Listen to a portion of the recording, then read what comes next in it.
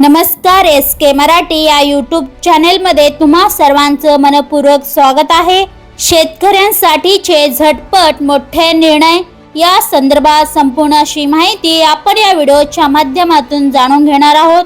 तत्पूर्वी जर तुम्ही चॅनेलवर नवीन असाल तर चॅनेलला लगेच सबस्क्राइब करून घ्या। पीक कर्ज पुनर्गठनासाठी 15 जून पर्यंत मुदत। 15 जून पर्यंत पीक कर्ज पुनर्गठन करा आणि मिळवा पुन्हा एकदा नव्याने पीक कर्ज।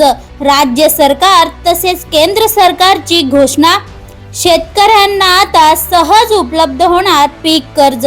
पाहिजे तेवढे मिळणार आहेत पीक कर्जाची रक्कम। PM किसानचा 17वा हप्ता आता लवकरच शेतकऱ्यांच्या खात्यामध्ये वितरित होणारा हप्ता हवा असेल तर लवकरात लवकर आपली एक KYC करा आणि PM किसानच्या यादीत आपले नाव तपासा। बियाणे अनुदान लॉटरी लागली कशी असेल पुढील पद्धत जाणून घ्या। शेतकऱ्यांचे प्रश्न। शेतकऱ्यांना आता अनुदानावरती बियाणे वाटप सुरू। ज्या शेतकऱ्यांनी MHADBTच्या माध्यमातून अर्ज केला आहेत अशा सर्व शेतकऱ्यांना जे अर्जात बियाणे दाखल केले आहेत ते बियाणे वाटप करणे सुरू झाले आहेत। आता शेतकऱ्यांना बांबू लागवडीसाठी मिळणार 7 लाख रुपयाचे अनुदान। राज्य सरकारची एक नाविन्यपूर्ण योजना।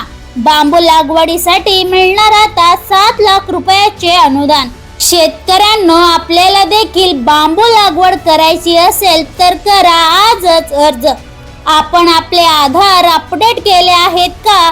केले नसेल तर लवकरात लवकर अपडेट करा, अन्यथा MHADBTच्या माध्यमातून DBT अनुदान येणे आपल्या खात्यामध्ये होणार बंद। तुमचे आधार कार्ड तुमच्या भागातील आधार सेतू केंद्रावर जाऊन अपडेट करू शकता। 25% पीक विमा वाटप झाल्यानंतर आता प्रतीक्षा 75% पीक विमाची, ते देखील वाटपाला बऱ्याच जिल्ह्यांमध्ये सुरुवात। 15 जून पर्यंत बऱ्याच जिल्ह्यातील शेतकऱ्यांच्या खात्यात होणार अनुदानाची वितरण। आपल्या जिल्ह्यातील देखील अंतिम पैसेवारी 50 पैसेपेक्षा कमी आले असेल तर आपल्यालाही मिळणार लाभ। चला तर मंडळी, अशाच महत्त्वपूर्ण बातम्यांच्या अपडेट्ससाठी व्हिडिओला लाईक करून चॅनेलला सबस्क्राइब करून घ्या। भेटूया पुढच्या व्हिडिओमध्ये। धन्यवाद।